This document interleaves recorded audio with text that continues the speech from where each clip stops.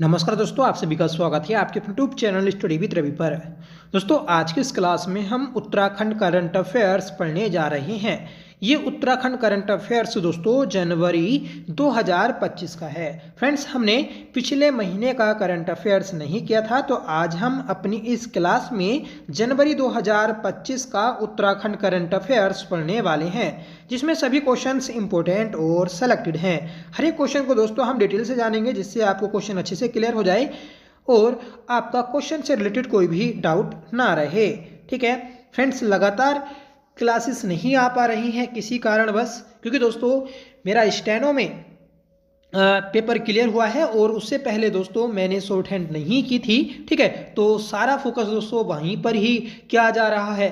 ठीक है, जब भी दोस्तों टाइम मिलेगा आपको करंट अफेयर्स करा दिया जाएगा। ठीक है, और दोस्तों कोशिश की जाएगी कि जो पुलिस कांस्टेबल की भर्ती है उसके लिए एक टेस्ट सीरीज चलाई जाए। ठीक है, तो आप चैनल से जुड़े रहिएगा दोस्तों, हम जल्द ही आपके लिए टेस्ट सीरीज शुरू करने वाले हैं। तो चलिए शुरू कर लेते हैं आज की अपनी इस क्लास को, जिसका पहला क्वेश्चन रहेगा, बताना है फ्रेंड्स कि भारत सरकार के खेल मंत्रालय द्वारा द्रोणाचार्य पुरस्कार 2024 से उत्तराखंड के किस कोच को सम्मानित किया गया है। मोस्ट इंपोर्टेंट क्वेश्चन है दोस्तों, जिसका सही आंसर है option B, Subhash Rana. Friends, Subhash Rana को भारत सरकार के खेल मंत्रालय के द्वारा द्रोणाचार्य पुरस्कार 2024 से सम्मानित किया गया है। दोस्तों, ये प्रशिक्षकों को दिया जाता है, मतलब जो कोच होते हैं दोस्तों, तो उन्हें दिया जाता है। ठीक है फ्रेंड्स, बात करेंगे हम सुभाष राणा की, तो सुभाष राणा ये चिलामू गांव टिहरी गढ़वाल के मूल निवासी हैं, जो कि भारतीय पैराशूटिंग टीम के कोच हैं। ठीक है फ्रेंड्स, द्रोणाचार्य पुरस्कार विजेता उत्तराखंड के खिलाड़ी, देखिए जो सुभाष राणा हैं, इनसे भी पहले उत्तराखंड के कई प्लेयर्स को द्रोणाचार्य पुरस्कार मिल चुका है, जिसमें सबसे पहले हंसा मनराल को मिला। इन्हें दोस्तों 2001 में द्रोणाचार्य पुरस्कार दिया गया था और ये वेट लिफ्टिंग से संबंधित हैं। ठीक है, दूसरी प्लेयर है दोस्तों रेणु कोहली। रेणु कोहली को 2002 में द्रोणाचार्य पुरस्कार दिया गया और ये दोस्तों एथलीट प्लेयर हैं। ठीक है, जयदेव बिष्ट, इन्हें 2009 में पुरस्कार दिया गया था और ये मुक्केबाजी से संबंधित हैं। ठीक है, सुभाष राणा के ही भाई हैं दोस्तों जसपाल राणा, जिन्हें 2019 में द्रोणाचार्य पुरस्कार मिल चुका है। ठीक है, और ये भी दोस्तों निशानेबाजी से संबंधित हैं। दोस्तों, ये जो पूरा राणा परिवार है, ये आपका निशानेबाजी से संबंधित है। ठीक है, तो याद रखिएगा आप, इम्पोर्टेंट है। ठीक है, और पांचवें प्लेयर है दोस्तों हमारे जयप्रकाश नोटियाल, जिन्हें 2021 में द्रोणाचार्य पुरस्कार मिला और ये पैराशूटिंग से संबंधित हैं। मतलब उत्तराखंड के 6 प्लेयर्स को अभी तक द्रोणाचार्य पुरस्कार मिल चुका है। ठीक है, अगला क्वेश्चन है हमारा कि 28 जनवरी 2025 को प्रधानमंत्री नरेंद्र मोदी ने 38वें राष्ट्रीय खेलों का उद्घाटन कहाँ किया है। तो दोस्तों ये क्या, राजीव गांधी अंतर्राष्ट्रीय स्टेडियम रायपुर देहरादून में। ठीक है, आप सभी जानते हैं कि 38वें राष्ट्रीय खेलों की मेजबानी अपने उत्तराखंड ने की है। ठीक है, इन 38वें राष्ट्रीय खेलों का उद्घाटन 28 जनवरी को प्रधानमंत्री नरेंद्र मोदी जी के द्वारा राजीव गांधी अंतर्राष्ट्रीय क्रिकेट स्टेडियम रायपुर देहरादून में किया गया। ठीक है, देखिए जो 38वें खेल थे, इनका शुभारंभ हुआ 28 जनवरी को, जबकि समापन 14 फरवरी को हुआ है। मतलब 28 जनवरी से 14 फरवरी के मध्य ये खेल आयोजित किए गए थे।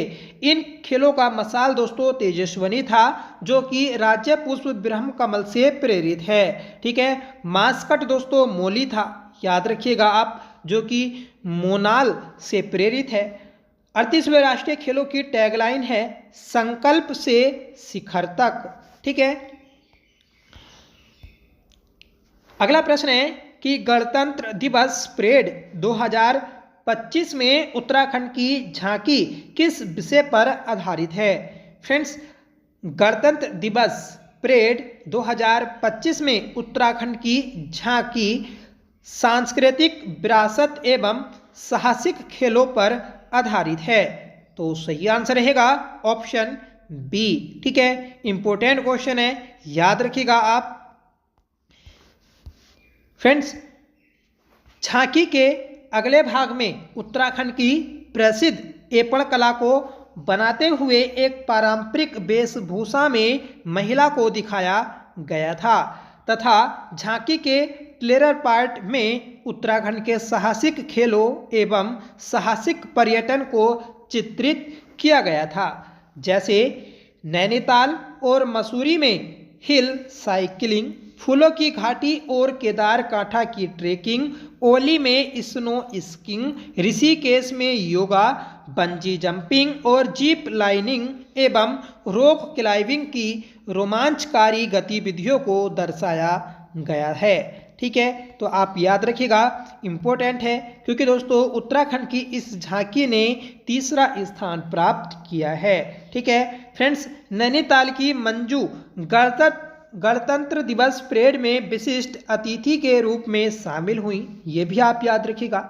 2011 में राष्ट्रीय पुरस्कार से इन्हें सम्मानित किया जा चुका है और ये दोस्तों एपण कला के लिए देश भर में प्रसिद्ध हैं। ठीक है, देखिए उत्तराखंड की 2025 में साहसिक खेलों पर आधारित झांकी थी। 2024 में दोस्तों उत्तराखंड की झांकी विकसित उत्तराखंड पर आधारित थी। 2023 में मानस खंड पर आधारित थी और दोस्तों इस झांकी को प्रथम स्थान प्राप्त हुआ था। 2022 में बद्रीनाथ, हेमकुंड साहिब, टिहरी डैम और डोबरा चांटी पुल पर आधारित झांकी थी। ठीक है, 2021 में दोस्तों केदार खंड पर आधारित थी और 2021 की झांकी को तीसरा स्थान मिला है। मतलब 2025 और 2021 की झांकी को दोस्तों तीसरा स्थान मिला था, जबकि 2023 की झांकी को प्रथम स्थान मिला है। अगला प्रश्न है कि हाल ही में मुख्यमंत्री पुष्कर सिंह धामी सरकार ने राज्य में यूसीसी कब लागू किया? तो दोस्तों उत्तराखंड में यूसीसी लागू हो चुकी है, ये 27 जनवरी को लागू की गई। सही आंसर रहेगा ऑप्शन बी। ठीक है दोस्तों, जितने भी अभी तक हमने क्वेश्चन किए ये सभी मोस्ट इंपोर्टेंट हैं, एग्जाम ओरिएंटेड हैं, ये आपके दोस्तों नेशनल करंट अफेयर्स में भी हेल्प करेंगे।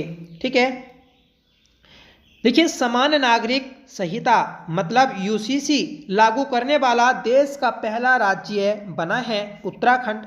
हर साल दोस्तों 27 जनवरी को समान नागरिक संहिता दिवस के रूप में मनाया जाएगा, यह आप याद रखिएगा। ठीक है, यूसीसी नियमावली और पोर्टल का लोकार्पण दोस्तों मुख्यमंत्री पुष्कर सिंह धामी ने किया है। ठीक है दोस्तों, यूसीसी के बारे में हम बात करें कि यूसीसी के लिए समिति का गठन कब किया गया, तो दोस्तों यूसीसी समिति का गठन 27 मई 2022 को किया गया और ये समिति दोस्तों रंजना देसाई समिति के नाम से जानी जाती है, क्योंकि रंजना देसाई इस समिति की अध्यक्ष थीं। ठीक है, यूसीसी समिति की विस्तृत रिपोर्ट प्रस्तुत 2 फरवरी 2024 को विधानसभा में की गई। ठीक है, जबकि राज्य विधानसभा के द्वारा अधिनियम अनुमोदित जो किया गया 8 फरवरी 2024 को किया गया। यूसीसी नियमावली समिति का गठन 14 फरवरी 2024 को किया गया, ये आप याद रखिएगा। ठीक है, और राष्ट्रपति ने दोस्तों 8 मार्च 2024 को इस अधिनियम को अनुमोदित किया है। ठीक है, देखिए यूसीसी किस किस पर लागू होगी, तो संपूर्ण उत्तराखंड के क्षेत्र पर यूसीसी लागू रहेगी। ठीक है, और उत्तराखंड के वह निवासी जो राज्य से बाहर रह रहे हैं उन पर भी दोस्तों ये लागू होगी। जबकि दोस्तों यूसीसी किन पर नहीं लागू होगी, तो संविधान के अनुच्छेद 342 व अनुच्छेद 366 के 25 के तहत अनुसूचित जनजातियों पर लागू नहीं होगी। मतलब उत्तराखंड की जो जनजातियां हैं, ठीक है 5 जनजातियां, तो उन पर दोस्तों ये लागू नहीं होगी। इसके अलावा भाग 21 के तहत संरक्षित प्रथागत अधिकार वाले व्यक्तियों और समूहों पर भी इसे लागू नहीं किया जाएगा। अगला प्रश्न है कि 38वें राष्ट्रीय खेल 2025 में उत्तराखंड को पहला पदक दिलाने वाली ज्योति वर्मा का संबंध किस खेल से है। तो दोस्तों 38वें राष्ट्रीय खेलों में पहला पदक उत्तराखंड को जो दिलाया तो वह ज्योति वर्मा ने दिलाया था, जो कि वुशु खेल से संबंधित हैं। ठीक है दोस्तों, 38वें राष्ट्रीय खेलों में उत्तराखंड ने एक ऐतिहासिक रिकॉर्ड बनाया है। उत्तराखंड ने दोस्तों कुल 102 मेडल प्राप्त किए। ठीक है, और इन मेडल में उत्तराखंड का दोस्तों दूसरा स्थान रहा है। ठीक है, ये भी चीज़ आप याद रखिएगा, इम्पोर्टेंट है। फ्रेंड्स, जो ज्योति वर्मा हैं तो यह बागेश्वर के कांडा गांव की रहने वाली हैं और वर्तमान में उत्तराखंड पुलिस में कार्यरत हैं। ठीक है, नेक्स्ट क्वेश्चन है कि 26 जनवरी 2025 गणतंत्र दिवस परेड में उत्तराखंड की झांकी को कौन सा स्थान मिला है। तो दोस्तों ऊपर भी हमने ये क्वेश्चन देखा था कि उत्तराखंड की झांकी को तीसरा स्थान मिला है। सही आंसर रहेगा ऑप्शन सी। ठीक है फ्रेंड्स, उत्तराखंड की सांस्कृतिक विरासत एवं साहसिक खेलों पर आधारित झांकी को तीसरा स्थान प्राप्त हुआ है। प्रथम स्थान दोस्तों गुजरात की झांकी को प्राप्त हुआ। गुजरात की झांकी स्वर्णिम भारत विकास और विरासत पर आधारित है, जबकि दूसरा स्थान दोस्तों उत्तर प्रदेश की झांकी को मिला। उत्तर प्रदेश की झांकी महाकुंभ 2025 स्वर्णिम भारत विरासत पर आधारित है। ठीक है, और तीसरा स्थान दोस्तों अपने उत्तराखंड को मिला। उत्तराखंड की झांकी सांस्कृतिक विरासत एवं साहसिक खेलों पर आधारित है। अगला प्रश्न है कि उत्तराखंड राज्य सरकार ने छठे राज्य वित्त आयोग का अध्यक्ष किसे नियुक्त किया। फ्रेंड्स, उत्तराखंड में छठा राज्य वित्त आयोग बन चुका है और इस वित्त आयोग के लिए अध्यक्ष एन रविशंकर को नियुक्त किया गया है। सही आंसर रहेगा ऑप्शन सी। छठे राज्य वित्त आयोग में दोस्तों कुल 3 सदस्य हैं, एक दोस्तों अध्यक्ष और 2 अन्य सदस्य हैं। ठीक है फ्रेंड्स, जो वर्तमान में 5वां वित्त आयोग चल रहा है उसकी अध्यक्ष कौन है आप कमेंट करके बताइएगा, इंपॉर्टेंट क्वेश्चन है।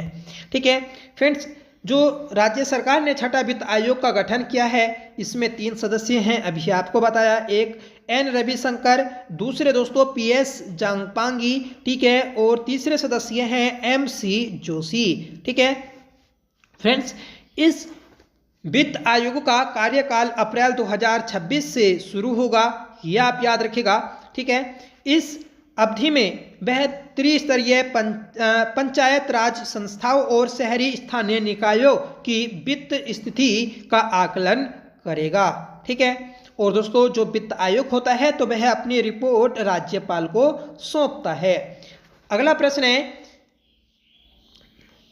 कि 26 जनवरी 2025 को उत्तराखंड के कितने पुलिसकर्मियों को राष्ट्रपति पदक से नवाजा गया। 26 जनवरी 2025 को राष्ट्रपति के द्वारा 6 पुलिसकर्मियों को राष्ट्रपति पदक से नवाजा गया है। ठीक है, तो आप याद रखिएगा, इंपॉर्टेंट है। अगला प्रश्न है हमारा,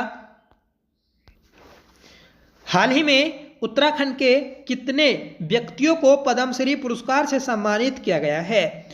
फ्रेंड्स, उत्तराखंड के 3 व्यक्तियों को पद्मश्री पुरस्कार से सम्मानित किया गया, तो आप याद रखिएगा ऑप्शन सी राइट हो जाएगा।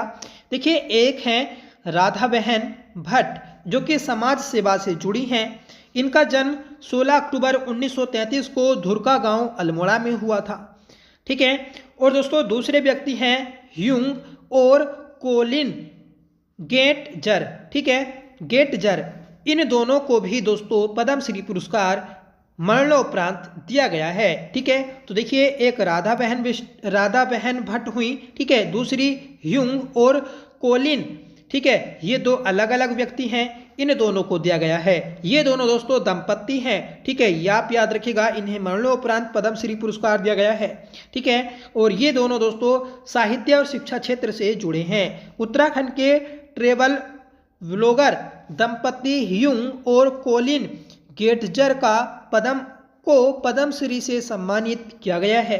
याद रखिएगा, ये दोस्तों सतराली गांव अल्मोड़ा जिले के रहने वाले हैं और वर्तमान में अपना कार्यक्षेत्र बनाने वाले कुमाऊं के प्रतिभावान विनायक लोहनी का सरकार ने समाज सेवा के क्षेत्र में पद्मश्री सम्मान के लिए चुना है। ठीक है, देखिए इनके अलावा भी एक और व्यक्ति हैं, पर दोस्तों ये उत्तराखंड मूल के हैं जो कि मध्य प्रदेश में रहते हैं। ठीक है, जिनका नाम है विनायक लोहनी। ठीक है, तो इन्हें भी आप याद रखिएगा। ये दोस्तों गरीब बच्चों के स्वास्थ्य और शिक्षा क्षेत्र से जुड़े हैं। इन्होंने दोस्तों एक संस्था बनाई है जिसका नाम है माई परिवार। ठीक है, और इस संस्था के द्वारा अनाथ और गरीब बच्चों को शिक्षा दीक्षा देने का कार्य कर रहे हैं। ठीक है, तो देखिए पद्मश्री पुरस्कार से रिलेटेड उत्तराखंड के 4 व्यक्ति हो गए।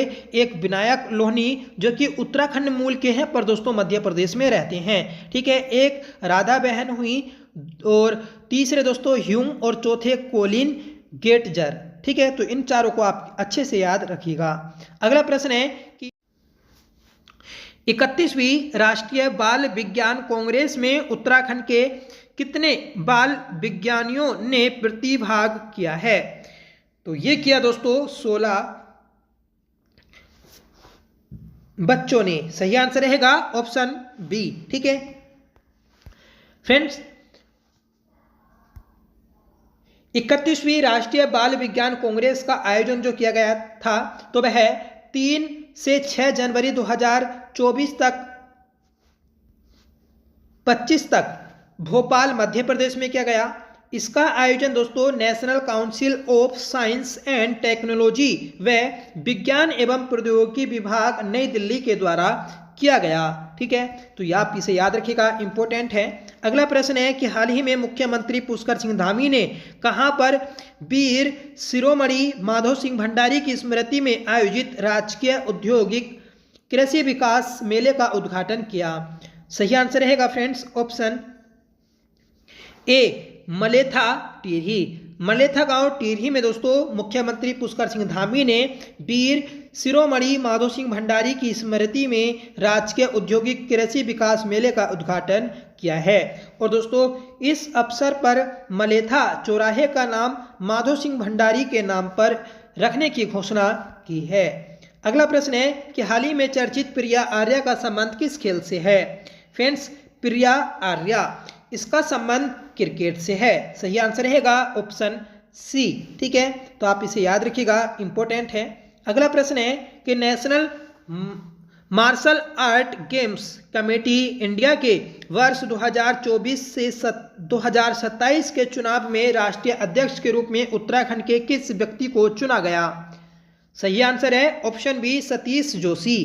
फ्रेंड्स, सतीश जोशी को national martial art games committee India का अध्यक्ष 2024 से 2027 के लिए चुना गया है। ठीक है, अगला प्रश्न है कि हाल ही में Nepal junior international badminton championship 2024 में उत्तराखंड के किस खिलाड़ी ने स्वर्ण पदक जीता?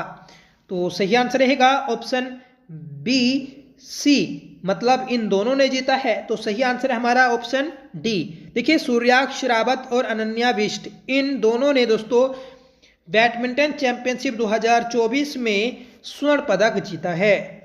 अगला प्रश्न है कि हिमालय पर्यावरण जड़ी बूटी एग्रो संस्थान ने वर्ष 2025 को किस वर्ष के रूप में मनाने का निर्णय लिया है?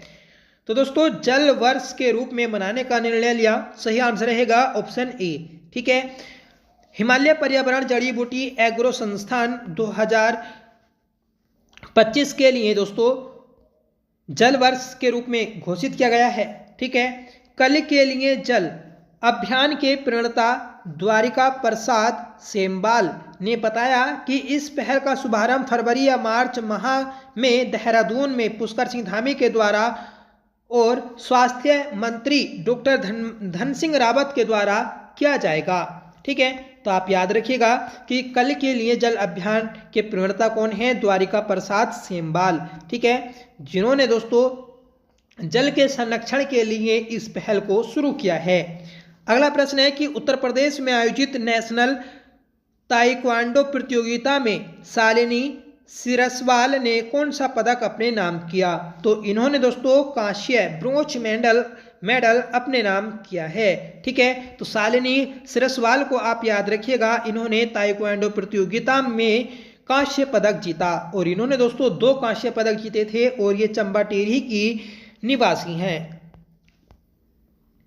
अगला प्रश्न है कि भारतीय राष्ट्रीय इंजीनियरिंग अकेडमी ने प्रतिष्ठित यंग एसोसिएटेड अवार्ड से किसे सम्मानित किया?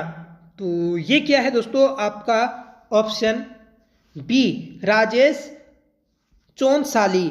राजेश चोनसाली को दोस्तों भारतीय राष्ट्रीय इंजीनियरिंग अकेडमी ने प्रतिष्ठित यंग एसोसिएटेड अवार्ड से सम्मानित किया है। ठीक है, ये दोस्तों मूल रूप से अल्मोड़ा के रहने वाले प्रोफेसर हैं। ठीक है, इन्हें दोस्तों आईआईटी दिल्ली में IISc के वार्षिक सम्मेलन के दौरान यह अवार्ड दिया गया है। ठीक है, वर्तमान में यह दोस्तों भारतीय विज्ञान संस्थान के एरोस्पेस इंजीनियरिंग विभाग बेंगलुरु में कार्यरत हैं। अगला प्रश्न है 12 जनवरी 2025 को पहले अंतर्राष्ट्रीय प्रवासी उत्तराखंडी सम्मेलन का आयोजन कहाँ किया गया?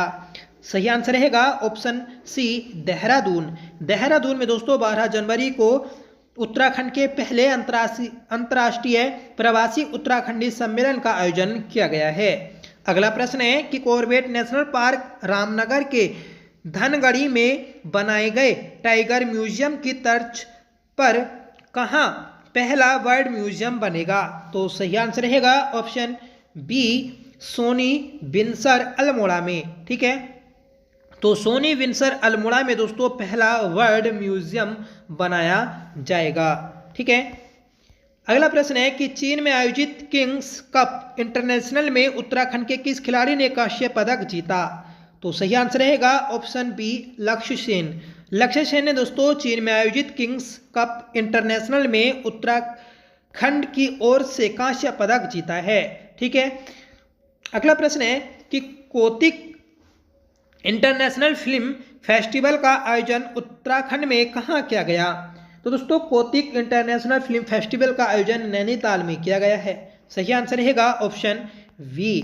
ठीक है फ्रेंड्स, इसे आयोजित करने वाली संस्था है हिमालय सेफ संस्था। ठीक है, इसका 8वां संस्करण दोस्तों इस बार आयोजित किया गया। ठीक है, और आयोजन दोस्तों हरमिटेज भवन नैनीताल में किया गया है। देखिए क्वेश्चन ये भी बन सकता है कि उत्तराखंड में कहाँ हरमिटेज भवन स्थित है, तो आपको बताना है नैनीताल में। अगला प्रश्न है कि 20 से 22 फरवरी तक 17वें कृषि विज्ञान सम्मेलन 2025 का आयोजन कहाँ किया जाएगा? तो दोस्तों 20 से 22 फरवरी के मध्य 17वें कृषि विज्ञान सम्मेलन 2025 का आयोजन होना है और यह आयोजन दोस्तों पंतनगर में होगा। सही आंसर रहेगा ऑप्शन बी। ठीक है, जो जीबी पंत कृषि विश्वविद्यालय है दोस्तों वहीं पर इसका आयोजन होना है। अगला प्रश्न है कि लेट्स 2024 विभिन्न राज्यों में लॉजिस्टिक की सुगमता के लिए शीर्ष उपलब्धियों की श्रेणी में किस राज्य को सम्मानित किया गया है? तो ये किया गया दोस्तों उत्तराखंड को। अपने उत्तराखंड को दोस्तों लीड्स 2024 विभिन्न राज्यों में लॉजिस्टिक की सुगमता के लिए शीर्ष उपलब्धियों की श्रेणी में शामिल किया गया है। ठीक है फ्रेंड्स, यह पुरस्कार राज्य और केंद्र शासित प्रदेशों द्वारा लॉजिस्टिक्स परिस्थितिकी तंत्र में सुधार के लिए उठाए गए विभिन्न पहलों के लिए दिया गया है। 3 जनवरी 2025 को केंद्रीय वाणिज्य और उद्योग मंत्री पीयूष गोयल की अध्यक्षता में भारत मंडपम नई दिल्ली में आयोजित समारोह में उत्तराखंड सरकार की ओर से यह पुरस्कार उद्योग महानिदेशक श्री प्रतीक जैन ने प्राप्त किया है। अगला प्रश्न है कि अश्वगंधा जागरूकता अभियान का आयोजन किस संस्थान द्वारा किया गया? तो ये किया गया है दोस्तों पतंजलि अनुसंधान संस्थान के द्वारा। सही आंसर है ऑप्शन सी। ठीक है, अगला प्रश्न है कि हाल ही में मुख्यमंत्री पुष्कर सिंह धामी ने चकरपुर स्टेडियम का लोकार्पण कहाँ किया? तो हाल ही में दोस्तों राज्य में एक नया स्टेडियम का लोकार्पण किया गया है जिसका नाम है चकरपुर स्टेडियम और ये दोस्तों आपका खटीमा उधम सिंह नगर में स्थित है। तो सही आंसर रहेगा option C. Friends, Chakarpur stadium Khatima Udham Singh Nagar में स्थित है, जहां पर दोस्तों 38वें राष्ट्रीय खेलों के तहत मलखम्ब प्रतियोगिता का आयोजन होना है। और दोस्तों 38वें राष्ट्रीय खेलों में ये एक नया खेल शामिल किया गया, ठीक है, जिसका नाम है मलखम्ब। ये भी क्वेश्चन बन सकता है कि 38वें राष्ट्रीय खेलों में मलखम्ब प्रतियोगिता का आयोजन कहाँ किया गया, तो दोस्तों खटीमा के चकरपुर स्टेडियम में किया गया। अगला प्रश्न है कि गणतंत्र दिवस के अवसर पर नई दिल्ली में राष्ट्रीय रंगशाला शिविर में हुई प्रतियोगिता में उत्तराखंड की झांकी कलाकारों को देश में कौन सा स्थान मिला है, तो दोस्तों दूसरा स्थान मिला। सही आंसर रहेगा ऑप्शन बी, ठीक है। उत्तराखंड की झांकी के कलाकारों को यह पुरस्कार दूसरी बार मिला है। इससे पहले वर्ष 2018 में तीसरा स्थान मिला था। देखिए, एक झांकी का सम्मान होता है दोस्तों और एक होता है कलाकारों का, ठीक है। कलाकारों की श्रेणी में दोस्तों उत्तराखंड के कलाकारों को दूसरा स्थान मिला, जबकि झांकी को तीसरा स्थान मिला है।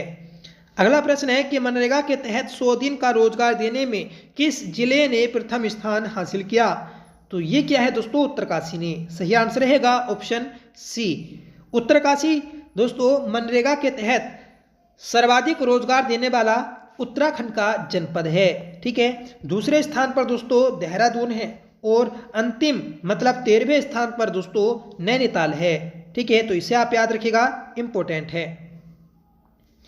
अगला प्रश्न है कि राज्य सरकार ने वन संरक्षण हेतु महाभारत वाटिका की स्थापना कहाँ की है। दोस्तों इस प्रकार के प्रश्न एग्जाम में पूछे गए हैं। जो आपका क्लर्क का एग्जाम हुआ था उसमें भी क्वेश्चन बना था। तो आप याद रखिएगा कि जो महाभारत वाटिका बनाई गई है तो वह हल्द्वानी में बनाई गई है, ठीक है। और ये दोस्तों वन संरक्षण से संबंधित है। फ्रेंड्स, इसका उद्देश्य प्राचीन भारतीय ग्रंथों के माध्यम से वन संरक्षण परिस्थितिकी जागरूकता को बढ़ावा देना है। अगला प्रश्न है कि 12 जनवरी 2025 को राज्य स्तरीय युवा महोत्सव का आयोजन कहाँ किया गया, तो 12 जनवरी 2025 को राज्य स्तरीय युवा महोत्सव का आयोजन गोलापार हल्द्वानी में किया गया है। सही आंसर रहेगा ऑप्शन सी, ठीक है। और दोस्तों जो 38वें राष्ट्रीय खेल आयोजित हुए थे तो इनका समापन भी गोलापार स्टेडियम हल्द्वानी में अमित शाह के द्वारा किया गया था, ठीक है। तो आप याद रखिएगा, इंपॉर्टेंट है। तो ये थी आज की हमारी क्लास जिसमें हमने जनवरी महीने का उत्तराखंड करंट अफेयर्स देखा, ठीक है।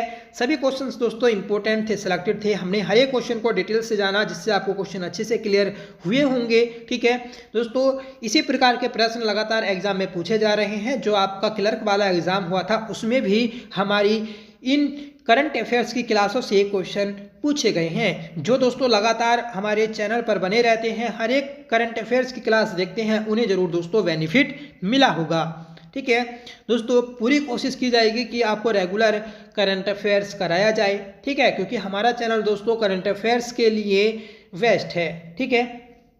तो चैनल से जरूर जुड़िएगा, आपसे रिक्वेस्ट है। अपने दोस्तों में, अपने स्टडी ग्रुप्स में, स्टेटस पर जरूर दोस्तों क्लास को शेयर किया करें, आपसे रिक्वेस्ट है, ठीक है। तो चलिए मिलते हैं अगली क्लास के साथ, तब तक के लिए bye. Thank you so much for watching. जय हिंद।